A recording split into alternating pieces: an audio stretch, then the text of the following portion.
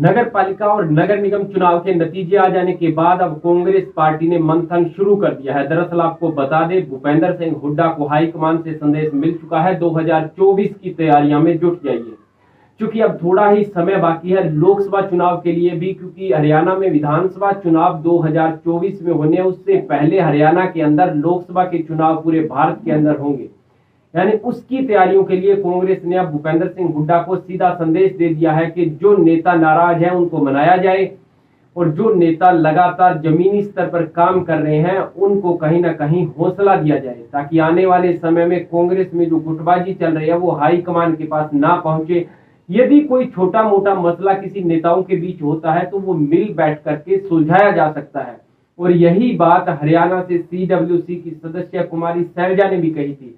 कुमारी शैलजा ने कहा था कि यदि किसी नेताओं के बीच कोई छोटा मोटा झगड़ा या मनमुटाव या आपसी मतभेद होते हैं तो वो मिल बैठ करके प्रदेश इकाई को सुलझाने चाहिए। ऐसा नहीं होता कि प्रत्येक बात को हम राहुल गांधी तक के लेकर जाएं। आपको बता दें, चूंकि राज्यसभा चुनाव में क्रॉस वोटिंग के चलते और प्रदेश अध्यक्ष पद पर नए काबिज करवाए जाने के बाद और राहुल गांधी ने मुलाकात नहीं की, कुलदीप बिश्नोई लगातार कांग्रेस के खिलाफ चल रही हैं। हालांकि बड़ा फैसला ना तो अब तक कांग्रेस ने लिया है और ना ही कुलदीप बिश्नोई ने लिया है।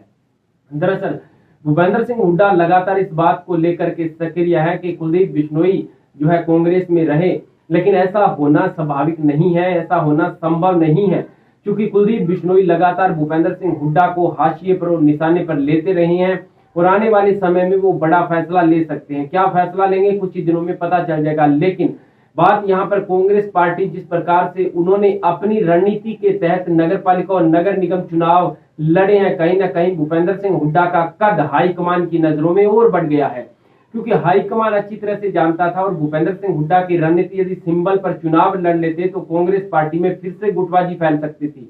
इससे बचने के लिए भूपेंद्र सिंह हुड्डा ने जो उपाय निकाला कि सिंबल पर चुनाव नहीं लड़ा जाएगा, क्योंकि यदि पार्षद का चुनाव भी सिंबल पर लड़ा जाता है तो बूथ स्तर तक, जहां पर बूथ मजबूत करने की बात आती है, वहां पर कांग्रेस के बहुत से ऐसे नेता हैं, न केवल कांग्रेस बल्कि हर पार्टी में ऐसे नेता हैं जो पार्षद का चुनाव लड़ना चाहते हैं, और वहां पर यदि उनको टिकट नहीं मिलती तो कहीं ना कहीं नाराजगी सीधे तौर पर सामने आती, जो लोकसभा चुनाव और विधानसभा चुनाव में नुकसान पहुंचा सकती थी।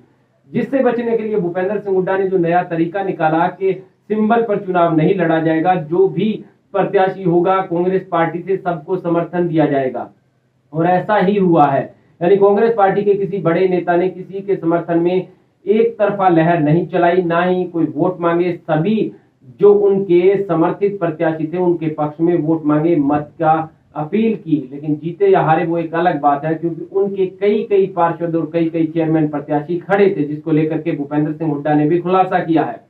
यानी भूपेंद्र सिंह हुड्डा कांग्रेस पार्टी में टूट को बचाने में कामयाब रहे हैं। अब लोकसभा चुनाव में कांग्रेस कितनी एकजुट होकर के चुनाव लड़ सकती है, और उसके विधानसभा चुनाव 2024 जो हरियाणा के होंगे उस पर क्या नतीजा पड़ेगा। क्या कांग्रेस भूपेंद्र सिंह हुड्डा के नेतृत्व में हरियाणा में सत्ता पर काबिज हो पाएगी, यह तो वक्त बताएगा। लेकिन भूपेंद्र सिंह हुड्डा की चाल क्या गई, इस वक्त जेजेपी, बीजेपी और इनेलो चित्त होते हुए नजर आ रही है। आम आदमी पार्टी हालांकि खाता खोला है, लेकिन भूपेंद्र सिंह हुड्डा की जो निर्दलीय प्रत्याशी वहां पर चुनाव जीत करके आए हैं, कहीं ना कहीं उनके सामने बोने सिद्ध हो रही हैं। आम आदमी पार्टी केवल झज्जर के अंदर अच्छा प्रदर्शन कर पाई है, क्योंकि लोकसभा चुनाव में भूपेंद्र सिंह हुड्डा के क्षेत्र में आता है। भूपेंद्र सिंह हुड्डा और अन्य जो नेता है वो मिलजुल करके कहीं ना कहीं 2024 की तैयारियों में जुट चुके हैं।